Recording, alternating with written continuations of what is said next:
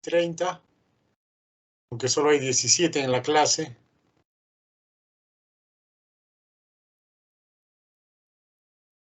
¿Cuántos son, ah? Somos bastantes, doctor, pero ya se van a ir uniendo. Bueno, en aras del tiempo empezaremos porque si no se nos va a hacer tarde, ¿de acuerdo? Voy a empezar a compartir.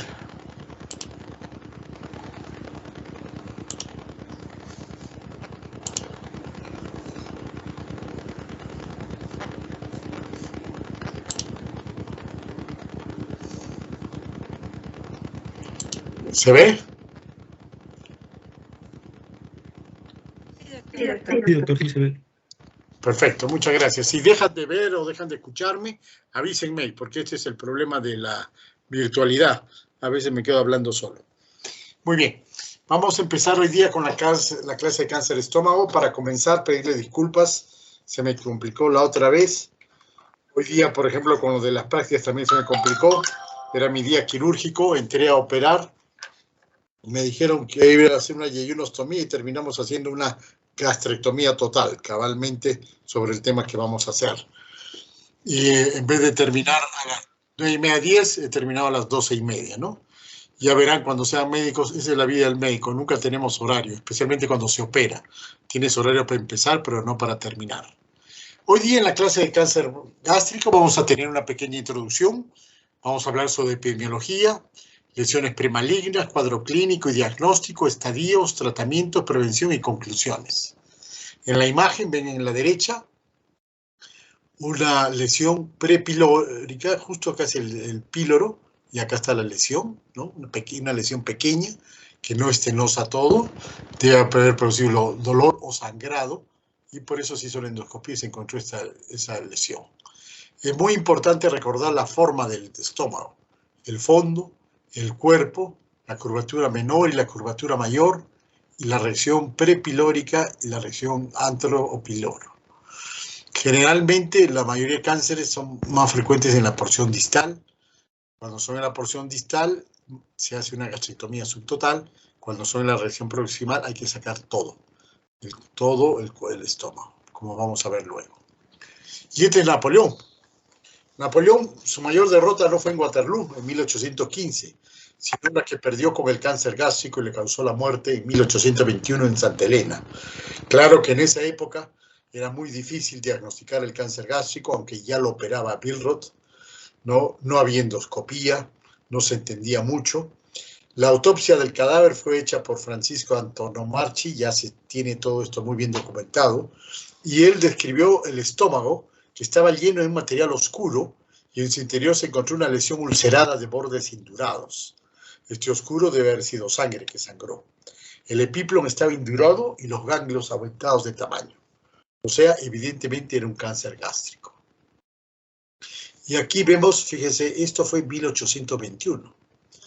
Y recién Jules-Émile Péan, el 9 de abril de 1879, hace la primera gastrectomía, ¿no? Sin embargo, el paciente falleció días después.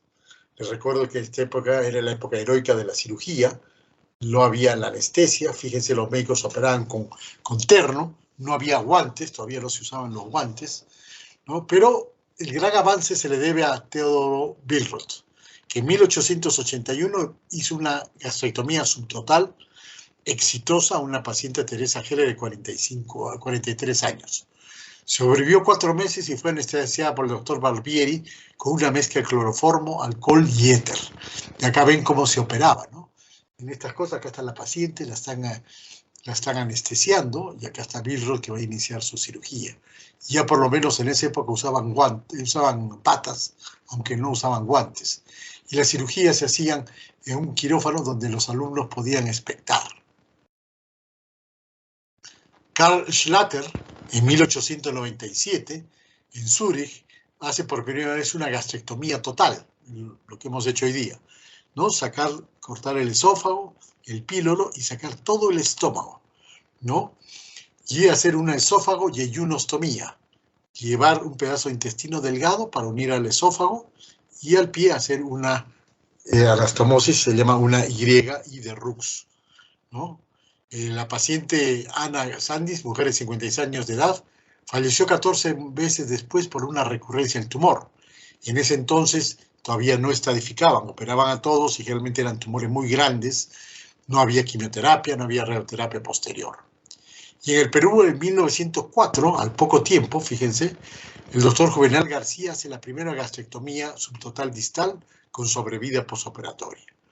Y en 1950 el doctor Gurmendi realiza la primera gastrectomía total con sobrevida posoperatoria. En Arequipa, el doctor Sixto Chávez Murillo, en el departamento de oncología, en el departamento de cirugía, porque no existía oncología en el Hospital Goyeneche, ¿no?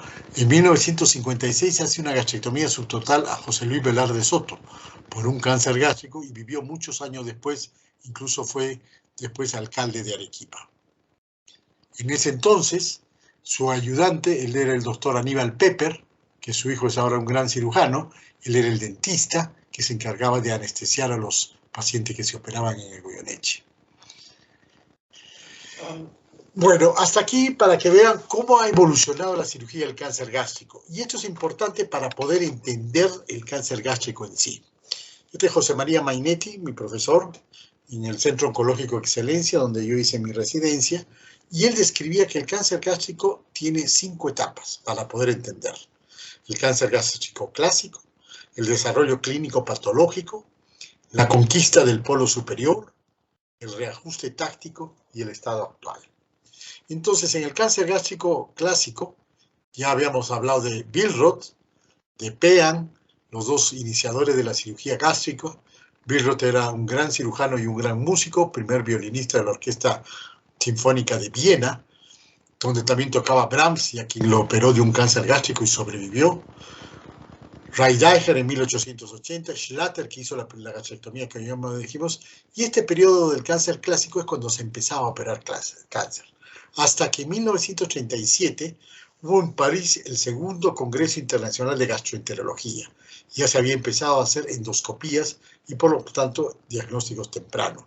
Y empezó una segunda etapa del cáncer gástrico, el desarrollo clínico patológico. Ya no era cuestión de operar todos los cánceres gástricos, sino de clasificarlos de alguna manera. Si bien en 1901 Cuneo en Francia intentó clasificarlos, Coyetzi dijo, gran parte del cáncer gástrico se desarrolla sobre un terreno preparado por úlcera o gastritis. Y surgió el concepto de cáncer gástrico superficial cuando está solo en la mucosa, y Goodman dijo cáncer gástrico incipiente cuando todavía no ha avanzado. En esa época, 1926, inicia el desarrollo de la endoscopía y Borman hace su célebre clasificación de Borman. Borman 1 cuando está solamente elevado, polipoideo, solo la mucosa. Borman 2 una lesión ulcerada de bordes elevados. Borman 3 es una mezcla de los dos, hay bordes elevados, ulcerada, pero ya hay una gran diseminación en la pared. Y Borman 4 cuando ya hay una linitis, una gran invasión a toda la mucosa y la pared gástrica. El siguiente periodo fue la conquista del polo superior. Era muy complicado hacer estas cirugías con anestesias regionales o anestesia de poca calidad. Entonces surgió la anestesia endotraqueal y la reanimación cardiovascular, la cirugía torácica, y con todo esto descendió la mortalidad postoperatoria. Y en 1950 la gastrectomía total era una rutina. Con la idea de sacar la mayor cantidad de enfermedad, se hacían a todos los pacientes una gastrectomía total, ¿no? Se cortaba el esófago, se hacía una reconstrucción en I de Rux, como ustedes ven acá, o una interposición de una asa libre, ¿no? Acá tienen otra forma de volver a construir el tránsito. Todas estas son variantes de la I de Rux o la doble Y de Rux. Un cirujano francés, ¿no? Entonces esto dio un gran paso, pero ya nos fuimos al otro lado, todos eran gastrectomías totales. Entonces vino un periodo de reajuste táctico. ¿Qué pasó? Salió el concepto de cirugía radical, total o subtotal, el concepto de linfadenectomía, había que sacar la mayor cantidad de ganglios posibles, y esto se hizo con grandes cirujanos como Wangenstein, Del Campo y Moynihan. Y entonces ya se empezó a estudiar y se empezó a seleccionar mejor a los pacientes. Y no todos tenían que ir a una gastrectomía total, se podía hacer una gastrectomía subtotal con una buena linfadenectomía, y ese fue el periodo de reajuste táctico. Y vino después el periodo actual. En 1966 hubo un congreso internacional en Tokio, ya se puso bien claro el cáncer gástrico incipiente, salió la Unión Internacional contra el Cáncer que propuso la clasificación TNM, entonces ya los tumores entraban estadificados, no era lo mismo un estadio 3 que un 4, un 1 que un 2, y se empezó a usar la quimioterapia después del tratamiento principal o antes del tratamiento principal. Además, toda la incidencia de cáncer gástrico empezó a bajar, se descubrió el Helicobacter pylori como uno de los agentes causales más importantes del cáncer gástrico, y en 1992 en Singapur se inició la cirugía gástrica mediante laparoscopía. Entonces, este es el estado actual del cáncer gástrico. Entonces, como decía, el cáncer gástrico ha pasado por estos 4 periodos que es importante, estos 5 periodos que es importante recordarlos. Y de esta manera vamos a entender mucho mejor el desarrollo del cáncer gástrico. Cáncer gástrico clásico, desarrollo clínico patológico, cuando empezamos ya a clasificar el cáncer gástrico, la conquista del polo superior, no fuimos al otro lado, todos eran gastrectomías totales, el reajuste táctico de acuerdo al TNM, el uso de la quimioterapia y el estado actual que va hasta la cirugía laparoscópica. Muy bien. El cáncer gástrico es un órgano muy vascularizado, está en el mediastino del abdomen. Acá se ha levantado el abdomen, se ha levantado un poco el hígado, se ha sacado el colon transverso que pasa sobre él y se ha levantado para mostrar muy bien la gran vascularidad que tiene, ¿no? La arteria gastropública derecha, la gastropública izquierda, ¿no? Y todos estos vasos hacen que tenga mucha irrigación y rápidamente cualquier úlcera, cualquier herida de una hemorragia digestiva. Además, con estos vasos van a ir acompañados los ganglios. Acá está el estómago en su sitio, lo han bajado. Los ganglios que constituyen una estación importante donde van a ser diseminados la enfermedad al inicio, ¿no? Todos es la enfermedad ganglionar. La ubicación del estómago es muy variada. Hay personas que tienen un estómago muy subido dentro del tórax, como ven acá, se dice un estómago hipertónico. Otros lo tienen más bajo, como este, ortotónico, y otros lo tienen tan descendido que llegan a la pelvis, ¿no? Hiposténico, y otros que son casi atónicos, porque llegan hasta la parte baja de la pelvis. Por lo tanto, la ubicación del estómago varía, por lo tanto, los síntomas también van a variar. Fíjense qué importante es el drenaje linfático. Importante, complicado, que ha llevado mucho tiempo desarrollarlo. La escuela japonesa es la que más ha incidido en esto. Y entonces hay ganglios que son perigástricos, generalmente del 1 al grupo 7, 8, estos son ganglios perigástricos, pericardial derecho, pericardial izquierdo, curvatura menor, todos estos salen fácilmente con la resección. Después son un ganglio que está un poco más lejos, en la arteria cólica médica, paraórticos, que son más alejados, ¿no? Acá tienen, por ejemplo, el 16, que es el paraórtico. Si esté comprometido, generalmente la enfermedad es incurable. Cerca del vaso están los grupos 10, ¿no? Que son los vasos del hilio esplénico, y sobre la arteria esplénica está el grupo 11, ¿no? Estos son los principales grupos de disección. Son 20 grupos que nos permiten ver cómo se disemina el cáncer. ¿Y cuáles son las vías de diseminación de este cáncer? Cada cáncer en general tiene sus propias vías. 20% presenta metástasis en el momento del diagnóstico. Y la metástasis se da por extensión, puede invadir el esófago, puede invadir el duodeno. En profundidad, cuando atraviesa todas las paredes del estómago, hasta llegar a la serosa, que es el último paso, ¿no? Que ya indica es un T4, ¿no? Es una diseminación en profundidad, va a ir hasta la serosa y puede ir a órganos vecinos, a veces puede invadir el colon. Cuando ya llega a la serosa, también por vía intraperitoneal, puede dar un tumor en el ovario, se llama tumor de Krukenberg, implantes peritoneales, el signo de Sister Mary, de la hermana María José, que es una metástasis en el ombligo, y puede dar ascitis. Todos estos síntomas son signos de enfermedad avanzada de carcinomatosis. Carcinomatosis se refiere cuando el cáncer se ha diseminado en la cavidad peritoneal. Pero también este cáncer, como está muy vascularizado el estómago, se puede diseminar por vía sanguínea y puede dar metástasis al hígado, al pulmón, incluso a los huesos. Y depende de la vía linfática, depende de los diversos grupos ganglionares. Hay muchos grupos ganglionares que ustedes ya lo han visto, hasta 20, hay que tratar de sacarlos todos cuando hacemos una cirugía curativa. Vimos la vía de diseminación peritoneal, entramos a operar y nos encontramos en el peritoneo y a nódulos hepáticos, ¿no?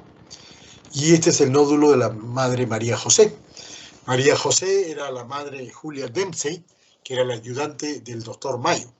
Y cuando iban los pacientes a ser operados y ella los preparaba, los lavaba, y cuando les limpiaba el ombligo y encontraba que había un nódulo, le decía el nódulo de Sister Mary Joseph. Y este nódulo les llamaba que pensar. Y ella veía que todos los pacientes que tenían este nódulo tenían enfermedad avanzada. Porque claro, es una metástasis, es una enfermedad diseminada peritonealmente. En general, hay varios tumores en el estómago, tumores benignos y malignos. Los tumores benignos son raros, pero hay los pólipos gástricos, los páncreas ectópicos, ¿no? Como ustedes ven aquí en la imagen, un pólipo pancreático. Pero lo más frecuente son los tumores malignos.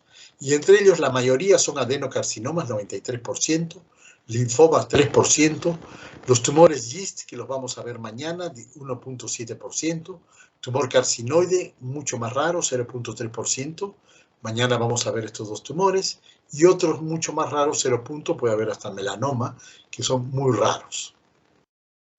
En los adenocarcinomas gástricos, estos el 93%, se clasifican en dos grupos. Esta es la clasificación de Loren, muy importante, un cirujano inglés que hizo esta clasificación, y dijo que el cáncer gástrico puede ser de dos formas: intestinal o expansivo, 33%, y difuso o infiltrante, la mayoría, 53%.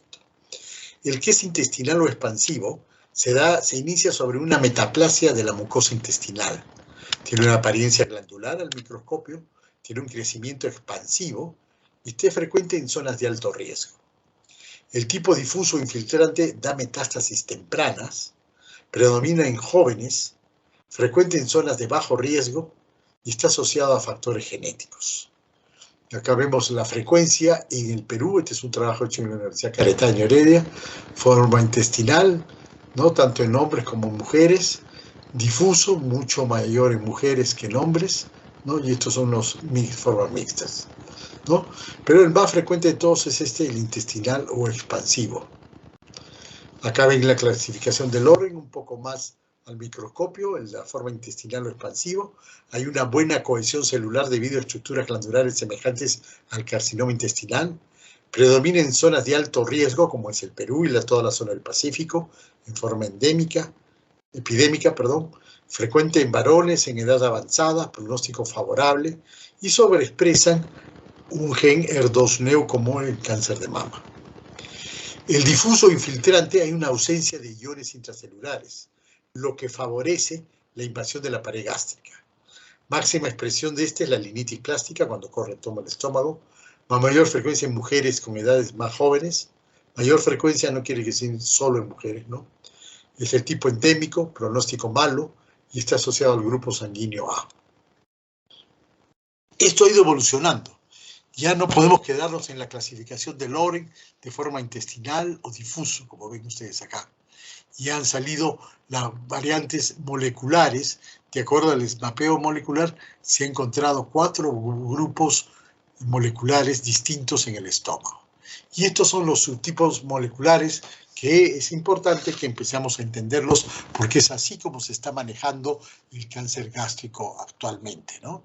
Los subtipos moleculares, aquí lo tienen lo mismo, esto es lo mismo, pero en castellano para que lo puedan grabar mejor. El primer grupo se llama inestabilidad cromosómica. Es este grupo, ¿no? De inestabilidad cromosómica.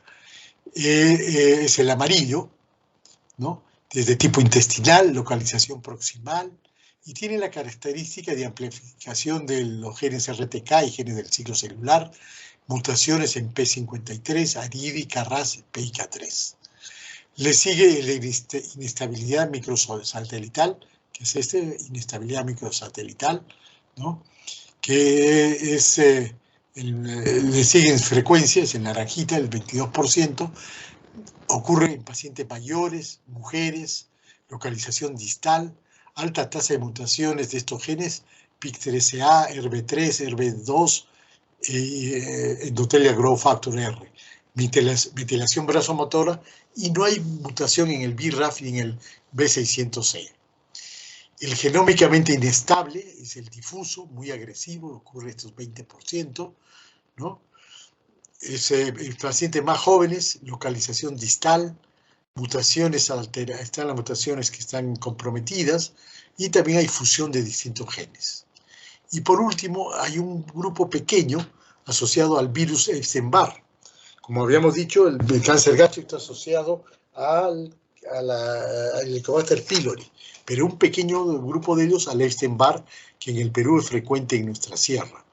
Ocurre en pacientes más jóvenes, varones, hay una mutación en el PIK3CA, una amplificación ERB2 y HAK2, sobreexpresión del PDL1, esto es muy importante porque hay drogas que bloquean esta sobreexpresión, PD1 y PDL2, y hay una metilación del ADN.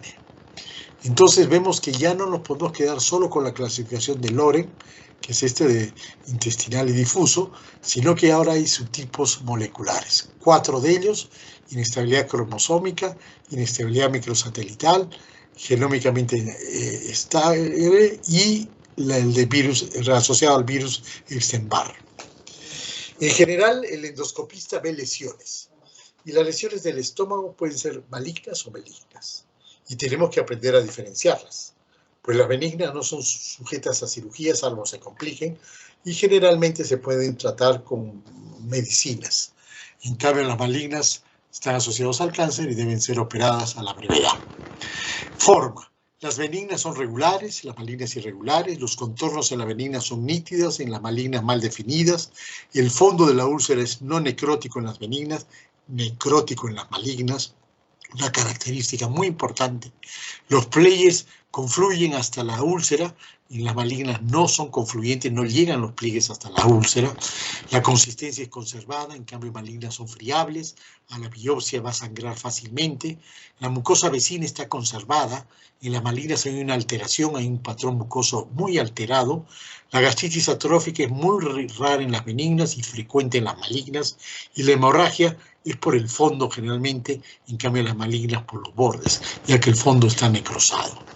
Acá ven lo que les digo, bordes elevados, el centro necrosado. Fíjense, los pliegues no llegan hasta la úlcera y la mucosa alrededor está seriamente comprometida. La clasificación de Borman ya la hemos mencionado, también muy importante. Una lesión polipoide o lesión fungosa, es como ustedes están viendo. Lo importante es que esta tiene mucho mejor pronóstico que esta. Es una lesión protruida, de base o aspecto no infiltrativo, proliferativa, polipoidea, solo sale en la mucosa y puede o no ulcerarse. El endoscopista hace la biopsia y nos confirma si es un cáncer. La ulcerada, ustedes la ven como acá, es como un volcán, bordes elevados, a veces nodulares, que no infiltran, ahí están, bien clara. Y a medida que se va avanzando en la clasificación de Barrow, se va haciendo más agresivo y peor pronóstico el tumor. Ulcerado infiltrante, acá ustedes lo tienen, esta es una úlcera que infiltra en todos los lados, es una lesión ulcerada, irregular, infiltrativa, con área de sangrado y de fibrina, los bordes se pierden y es de tipo infiltrante y es la forma más común de encontrar el cáncer. Estas son cánceres realmente iniciales, tempranos, ¿no? Pero la más común es cuando ya hay estos cráteres infiltrantes. Y este es el úlcero infiltrante, y este es el infiltrante, el tipo Borman 4, llamada linitis plástica, que está tomado gran parte del estómago. El estómago es rígido por compromiso infiltrativo, a veces ulcerado en todo el estómago, no se distiende a pesar de insuflarlo en el aire, ¿no? Entonces acá ven ustedes cómo se ven las partes del estómago en una endoscopía, ¿no? Acá vemos tipo 0, es una infiltración superficial. Acá vemos tipo 1, tipo 2, tipo 3 y tipo 4. los 4 principales tipos de Borman, y ahora hemos visto, usamos más una clasificación molecular que es mucho más específica, porque esta clasificación molecular nos va a permitir ver el pronóstico. Cuando el tumor no ha invadido la mucosa, decimos que es un cáncer gástrico temprano. Puede ser prominente, puede ser tipo superficial con estas variantes, puede ser tipo ulcerado, pero solo en la mucosa, o una mezcla de estos 3, ¿no? La clasificación microscópica del cáncer gástrico temprano se hace así, ¿no? Y fíjense cómo se encuentra el cáncer gástrico temprano, pequeñas úlceras. Este paciente tiene muy buen pronóstico, más le operamos y no salió con los ganglios negativos. En cuanto a la incidencia, varía mucho en el mundo. Fíjense, los países del Pacífico, el Pacífico Sur principalmente, y la zona de Asia, son los países que tienen más incidencia en cáncer gástrica. Empezamos en Costa Rica, Panamá, Colombia, Perú, Chile, tienen mucho más que los países americanos que están en el otro lado. Igual en Asia, China, Mongolia, Japón, ¿no? Vietnam, todos estos países que están en el cinturón de fuego del Pacífico tienen una alta incidencia de cáncer gástrico.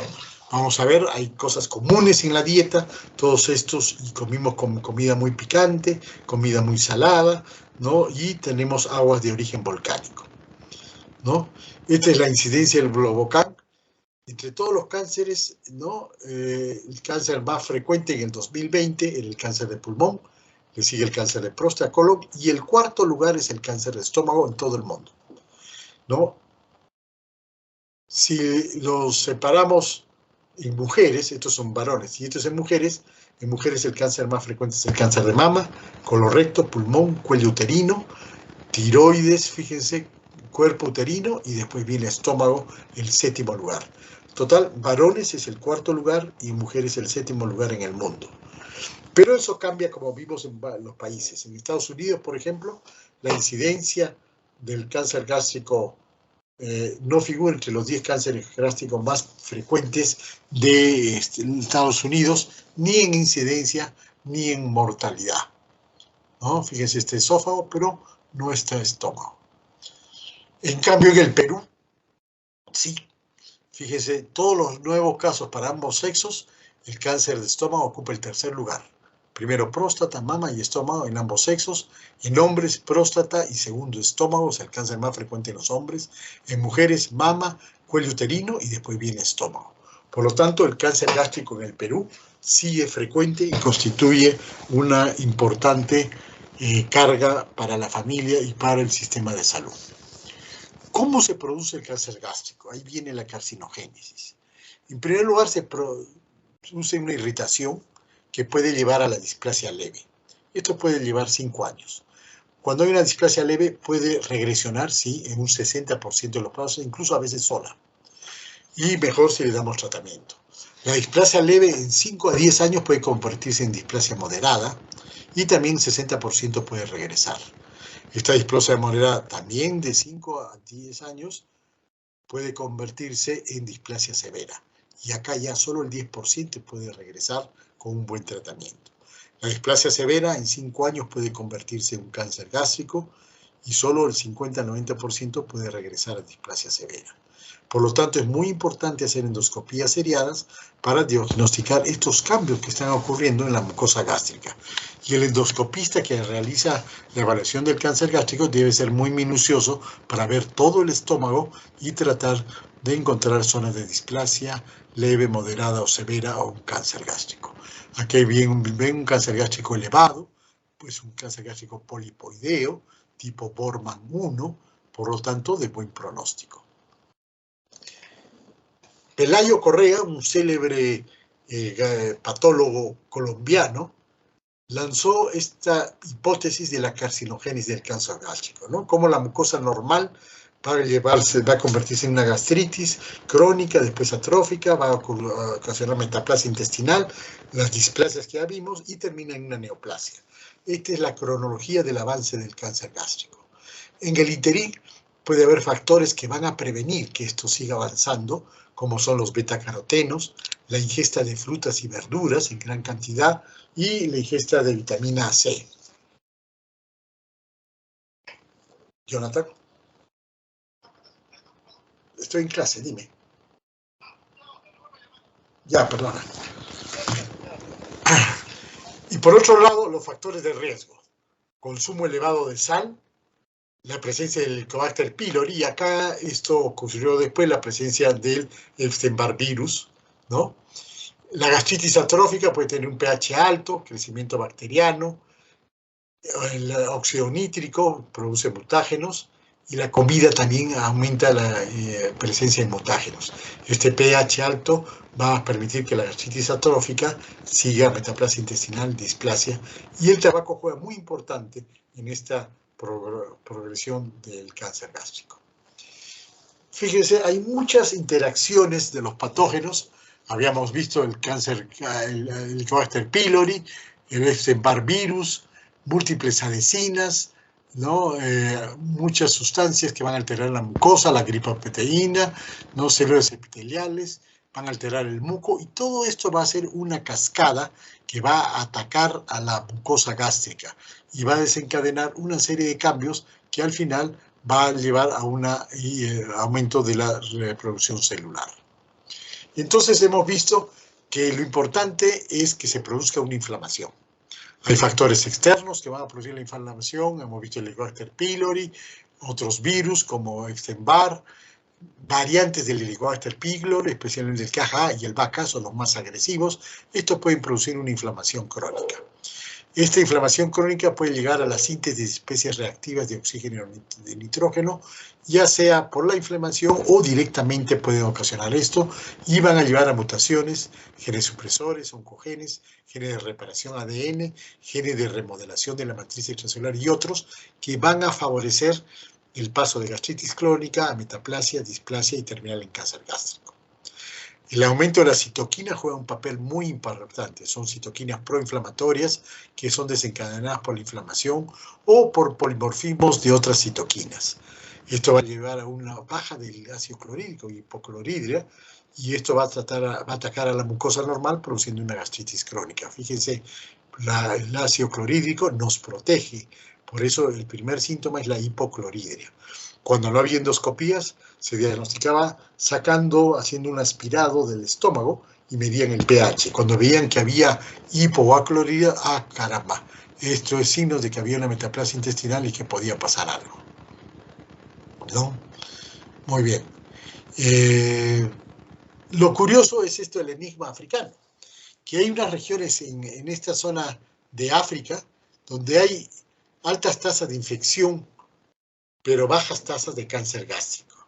Es decir, 70-80% de los africanos del oeste están infectados con el Helicobacter pylori, pero el cáncer gástrico es raro. ¿Por qué? Regresamos a los factores de protección de Pelayo Correa. Es gente que tiene una dieta muy alta en frutas y verduras. Serán desnutridos en algunas proteínas, pero comen frutas y verduras. Y esto explica el enigma africano. A pesar de tener el Helicobacter pylori, tienen tasas muy bajas de infección y por lo tanto de cáncer gástrico.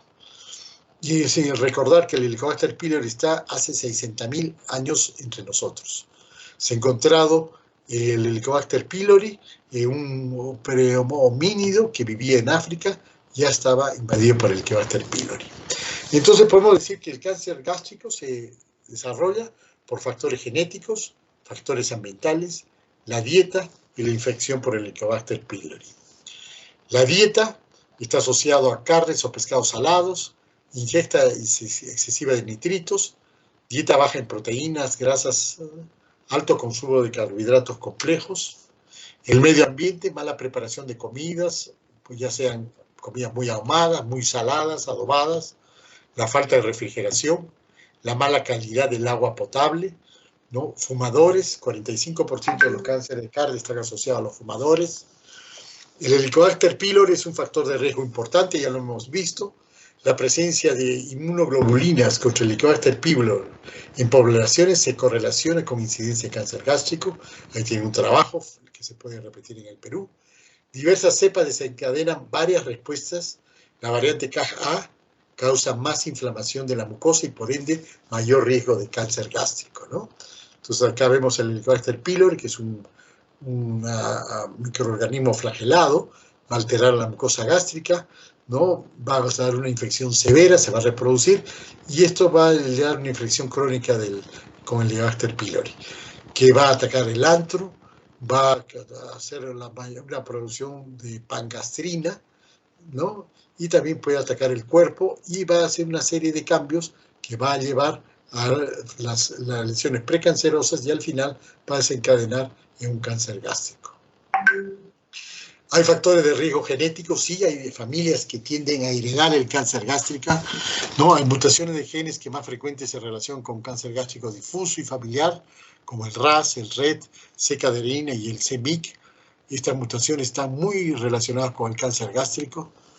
Hay síndromes genéticos, cáncer gástrico hereditario y difuso, 3 al 5%, síndrome de Lynch, 1 al 2%, las mutaciones lineales germinales, ML1, MSH, MSP2, 11% de las familias con Lynch hacen cáncer gástrico. La poliposis familiar adenomatosas también está asociada al cáncer gástrico, 1% cuando empiezan a hacer pólipos en el estómago. El síndrome de Li-Fraumeni y también el síndrome de Peutz-Jeghers. Como ven, son poco frecuentes, pero hay que tenerlos en cuenta. 2 o más casos de parientes de primer y segundo grado, uno por lo menos menor o antes de los 50 años, nos indica que puede haber un cáncer gástrico difuso en la familia. 3 o más casos documentados en familia de primer y segundo grado nos debe hacer pensar, y ya se puede hacer estudios genéticos para determinar si tienen este gen CDH1 autosómico dominante que va a determinar el cáncer gástrico difuso. Hay otros factores de riesgo como los pólipos adenomatosos no asociados a la poliposis, que ocurre en 1% de la población. 10 a 20% desarrollan cáncer si son mayores de 2 centímetros. Demoran 4 años en hacer cáncer in situ. Múltiples pólipos aumentan el riesgo. Y la presencia de pólipos aumenta la posibilidad de cáncer en el resto de la mucosa. El seguimiento endoscópico frecuente es muy importante. Hay otros factores médicos cada vez más raros, como la enfermedad de Mennetier, la poliposis, la anemia perniciosa. El tipo sanguíneo A está más desarrollado el cáncer gástrico. El tipo sanguíneo A es el más frecuente en Japón y por eso también ellos tienen una alta incidencia de cáncer gástrico. Y la historia familiar. Hay otros factores de riesgo más dudosos, como el tabaco, que fue detectado en la mucosa gástrica, especialmente proveniente del pulido del arroz en asiáticos.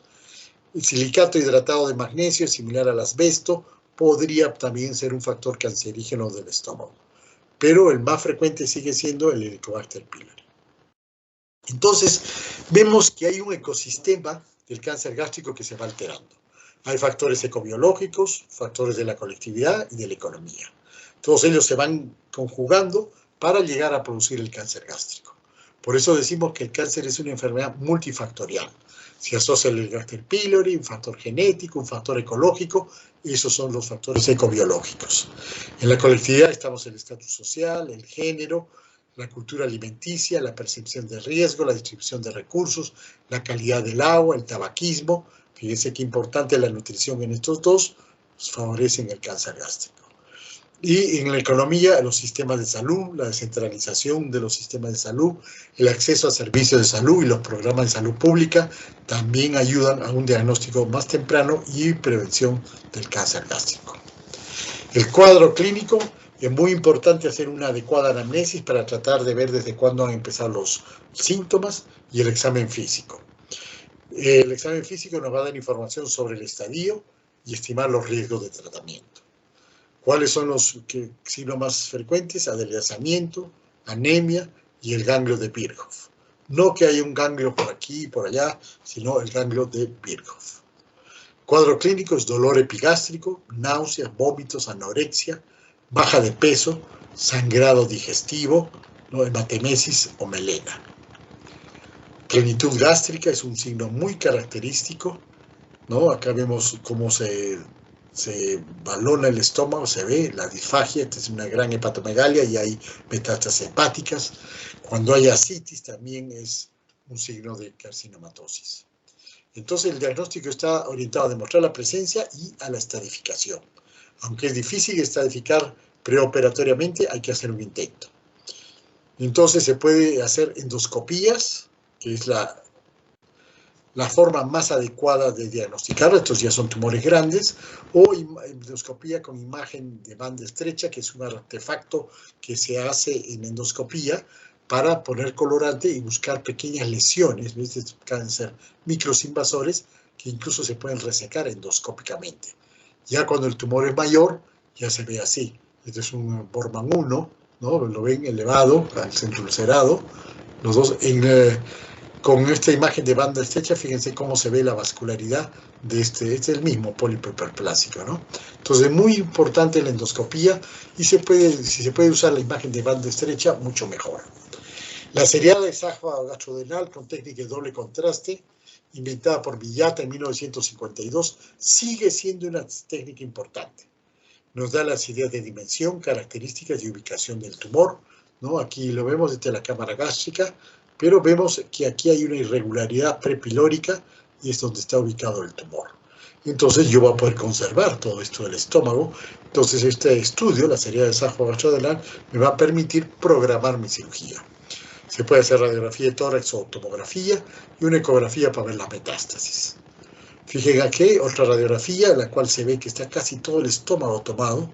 Esta es una linitis plástica. Este paciente, si se desea operar, tiene que ir a una gastrectomía total y sacar todo el estómago, ¿no? Hay una gran rigidez. Todo esto es el tumor que está infiltrando casi todo el estómago. Entonces, fíjense, a veces hay radiología positiva con endoscopía negativa, ¿no? Hemos hecho la endoscopía, no han podido sacar la biopsia y se ve una imagen en mordido de manzana, se llama. Fíjense, este como una manzanita que le hemos mordido. Acá debían seguir las paredes del píloro, pero está ocupado por un tumor que es tenosa, solamente queda esto de pasaje, por eso se queda acá toda la sustancia en contraste, poco ha pasado al intestino. Aquí en otro se ve, ven, la imagen de mordida, solo queda este desfiladero pequeño, ese es un tumor prepilórico, ¿no? La tomografía también es de mucha utilidad, nos permite darle la dimensión, ubicación, metástasis o invasión. A ver, se ve aquí el grosor de las paredes del estómago, ¿no? ¿No? Se ve todo esto, esta pared está sana, pero todo esto es la pared que está comprometida. Además nos puede ver la presencia o no de ganglios, acá se ven ganglitos, acá vemos otro, ¿no? A veces se ven tumores más grandes, fíjense, este es el aire y este es el líquido en el estómago, todo esto es el tumor, un tumor grande, acá vemos otro tumor posterior elevado, un ganglio positivo, ¿no? Y también nos ayuda la tomografía para descartar metástasis. Estas son metástasis gástricas, metástasis hepáticas por un cáncer gástrico. Los marcadores tumorales son útiles. Solo en un tercio de casos se eleva el CEA y el CEA 19,9 también solo en un tercio de casos. La endoscopía sigue siendo lo mejor para el diagnóstico del cáncer gástrico.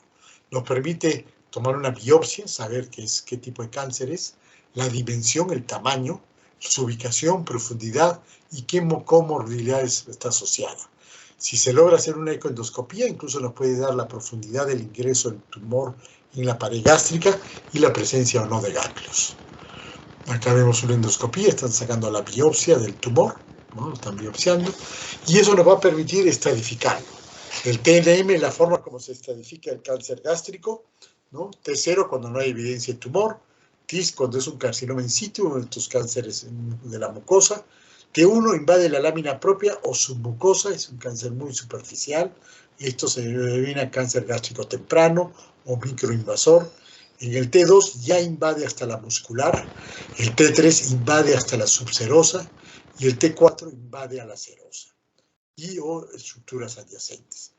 Algunas veces solamente en el momento de la operación podemos llegar a estas conclusiones, ¿no? Porque es la única manera de tener, cuando tengamos la pieza, cortar, saber cuánto ha invadido. Cuando no hay ganglios es X, NX, cuando no son evaluables los ganglios. N0 quiere decir que no encontramos ganglios regionales, N1, 1 a 2 ganglios regionales, N2, 3 a 6 ganglios regionales, N3 a 7 a 15 ganglios regionales, y N3B más de 15 ganglios regionales. Acá hay un error, debe ser más de 15 ganglios regionales. Y la presencia de metástasis es la última letra que nos ayuda la estratificación TNM. Con el TNM lo tenemos que reducir en estadios.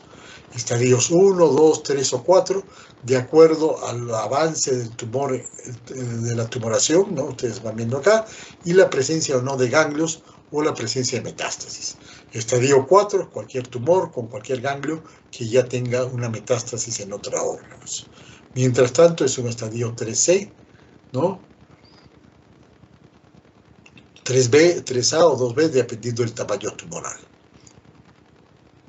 Acá esta es una pieza que ha salido incluso con el vaso. Entonces, cuando nosotros entramos a operar, lo primero hacemos una citología de lavado peritoneal. Hacemos una citología para ver si es negativo, cirugía más quimioterapia. Si es positivo, se puede hacer una quimioterapia neoadyuvante y repetir la citología post-quimioterapia, ¿no? Para ver si es negativo o positivo, y de acuerdo a esto se hace la cirugía, ya sea curativa o paliativa. Hay varios tipos de cirugía gástrica. Estas pueden ser de acuerdo al objetivo que buscamos, curativa o paliativa. Curativa, cuando vamos a tratar de curar un tumor pequeño, un tumor que no está diseminado, que tiene pocos ganglios, va a ser una cirugía curativa. Pero de todas maneras, la mejor paliación, lo que mejor podemos hacer para un paciente con cáncer gástrico es resecar el tumor. Y en eso tenemos dos tipos de cirugías paliativas. Las resectivas, que son las que les digo, que es cuando si sacamos la mayor cantidad de tumor, el paciente va a poder responder mejor a la quimioterapia. Pero a veces no podemos ni siquiera hacer esto, entonces tenemos que hacer derivaciones internas. No se olviden que la mejor paliación es la resección. Por la extensión de las gastrectomías, podemos hacer gastrectomías totales cuando sacamos todo el estómago, gastrectomías parciales cuando sacamos la parte distal, ya sea Billroth 1, que muy rara vez se hace en cáncer, o la Billroth 2, que es la más que frecuentemente se hace, se cierra el duodeno y se lleva un asa a lo que queda del estómago, ¿no? Dependiendo de la ubicación del tumor. Si el tumor es proximal o agarra todo el estómago, hay que hacer una gastrectomía total. Acá se está haciendo una anastomosis del esófago con el intestino mediante una sutura mecánica. Tipo de gastrectomía. R0 cuando hay resección del tumor, todo del tumor primario. R1 cuando son los perigástricos 1-6, R2 regionales 7-12 y R3 una extendida más de los 13 a 16 ganglios, ¿no? Entonces acá vemos lo que ya vimos antes, todos los ganglios del estómago, lo vamos a pasar para no hacer. Entonces tenemos resecciones tipo R1 cuando se sacan los ganglios perigástricos 1-6, R2 cuando ya es un poco más extendida, ganglios más lejanos, R3 los ganglios de los grupos 13 a 16, ¿no? Y ya extendida cuando ya sacan el vaso, parte del páncreas, que es una cirugía mucho más agresiva, ¿no? Siempre debemos tener cuidado de los márgenes. Si los márgenes están más de 3 a 8 centímetros, tiene mejor pronóstico cuando es menor de 4 centímetros, digamos, ¿no? O sea, la idea del margen al tumor debe ser 4 centímetros. Esta es una Billroth 2 con una gastroyeyuna anastomosis, está uniendo el intestino delgado al estómago, y acá le han hecho un brown complementario. ¿Para qué? Para que el líquido biliar que viene por esta asa aferente no regrese a la boca, pase por aquí y evite el reflujo biliar y una irritación y molestias al paciente. Hay muchas controversias quirúrgicas, sí, cuando hacer una gastrectomía total y cuando las parciales, si la resección R1 es mejor que la R2, si la cirugía laparoscópica es mejor que la cirugía digestiva. Todo esto está por resolverse en el futuro. Mucho va a depender del tamaño tumoral. En nuestro medio los tumores son muy grandes, así que generalmente todavía no estamos haciendo cirugía laparoscópica y muchas veces tenemos que hacer gastrectomía parcial por tumores muy grandes. Complicaciones las hay, hemorragias son una de las más frecuentes, ¿no? También hay fístulas diversas, obstrucciones por bridas y adherencias, y el síndrome de dumping, que es un síndrome que ocurre en pacientes post-gastrectomía. Ustedes han visto, se hace una gastroentera anastomosis, entonces el vaciamiento gástrico es rápido. Rápidamente llega la comida al intestino, se distiende el intestino y produce un fenómeno vagal. Eso es el síndrome de dumping. Puede ser temprano, a los 30 a 60 minutos de comer, o puede ser tardío, 2 a 3 horas después. ¿Qué lo desencadena? Azúcar concentrada por rápido paso al intestino.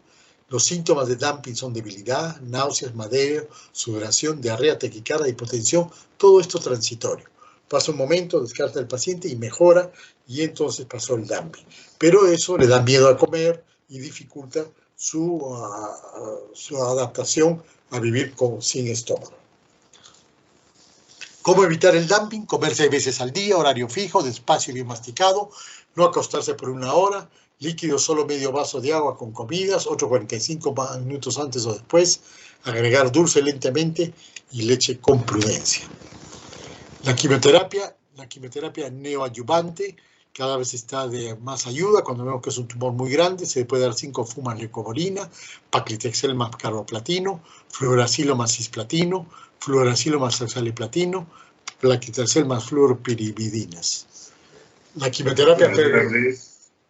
Buenas tardes. Buenas tardes, doctor. Todavía me falta 15 minutos, 10 minutos, ya termino. Pero tratemos, por favor. Quimioterapia adyuvante, cuando después de haber sido operado, vamos a ir un poco rápido para que no se despere el doctor. Vamos a pasar todas estas son las terapias modernas. Muy importante dar quimioterapia y radioterapia para evitar la recurrencia. Esto ha cambiado el pronóstico de la radioterapia, de la cáncer gástrico, y lo más importante es diagnosticarlos temprano. Para eso, lo importante son las recomendaciones de prevención. Alta ingesta de frutos y cítricos, bajo consumo de sal, evitar ahumados, adobados, no fumar, limitar bebidas alcohólicas, endoscopías periódicas y diagnosticar y erradicar el Helicobacter pylori a tiempo. En conclusión, el cáncer gástrico y la neoplasia digestiva de mal pronóstico tiene una tasa de letalidad del 75%. Desgraciadamente, estadios avanzados son los más diagnosticados. Es el primero en el Perú en mortalidad y el tercero en incidencia. En hombres el segundo y mujeres el tercero. El despistaje radiológico y endoscópico con éxito es limitado. Los factores de riesgo son dieta, Helicobacter pylori, sal y nitritos. El Helicobacter pylori sigue siendo el carcinógeno asociado al 70% de sus casos y su erradicación puede reducir el riesgo. La prioridad, un diagnóstico precoz. Tratamiento es la resección, la mejor opción, incluso en caso de paliación. Y la quimio y radioterapia tienen poca coactividad, pero ayudan en consolidar la enfermedad. Eso es todo, chicos. Muchas gracias por su atención. Hasta luego. Muchas gracias, doctor. Hasta luego.